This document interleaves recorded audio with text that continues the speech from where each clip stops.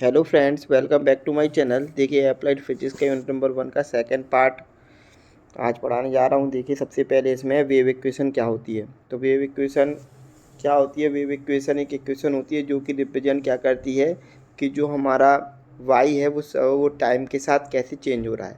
कैसे चेंज होता है? साइनोसॉइडल कर्व होता है, साइन डी चेंज होता है समय के साथ जो हमारा वेव होता है। ठीक है, उसमें देखिए सबसे पहले एक सरल आवर्त गति यह दर्शाता है कि वाई समय के साथ किस तरीके से दोलन कर रहा है, किस तरीके से ऑसिलेशन कर रहा है। अब equation represent the simple harmonic motion, oscillation को रिप्रेजेंट करती है।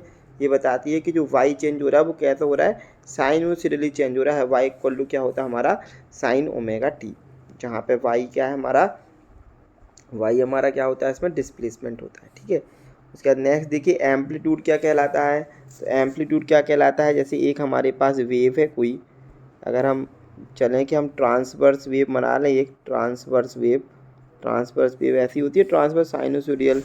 तो देखिए एम्पलीट्यूड इसमें क्या कहलाता है, मैक्सिमम डिस्प्लेसमेंट जो होता है, मैक्सिमम डिस्प्लेसमेंट वो हमारा क्या कहलाता है, एम्पलीट्यूड कहलाता है। जितना ज़्यादा एम्पलीट्यूड होगा मतलब उतनी ही ज़्यादा वेव में क्या है, एनर्जी है। It shows the maximum displacement of A wave, जो वेव का मैक्सिमम डिस्प्लेसमेंट होता है वही हमारा क्या होता है, एम्पलीट्यूड होता है।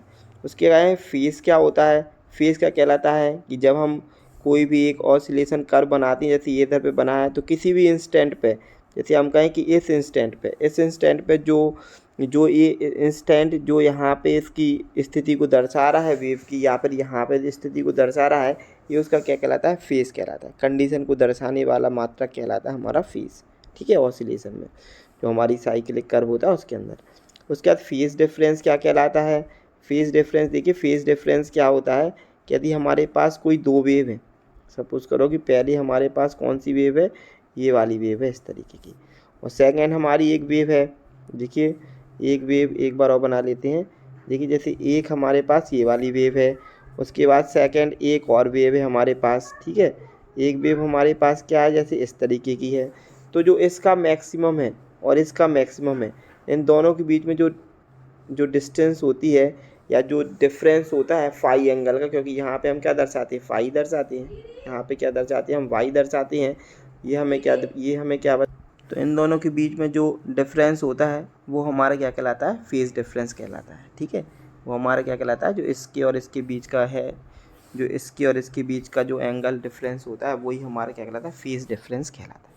उसके बाद प्रिंसिपल ऑफ सुपरपोजिशन क्या कहलाता है कि यह कहता है कि यदि एक या दो से अधिक वेव एक ही माध्यम में एक साथ ट्रैवल कर रही हैं तो उनका टोटल जो डिस्प्लेसमेंट है वो सभी उनके का योग हो जाएगा। जैसे कि अगर हम देखें कि यदि एक वेव ये है, दूसरी वेव ये है, ठीक है, तीसरी वेव, तो सारे का जो डिस्प्लेसमेंट होगा सारा ऐड होके टोटल सम हो जाता है। ठीक है, ये हमारा क्या कहलाता है, प्रिंसिपल ऑफ सुपरपोजिशन।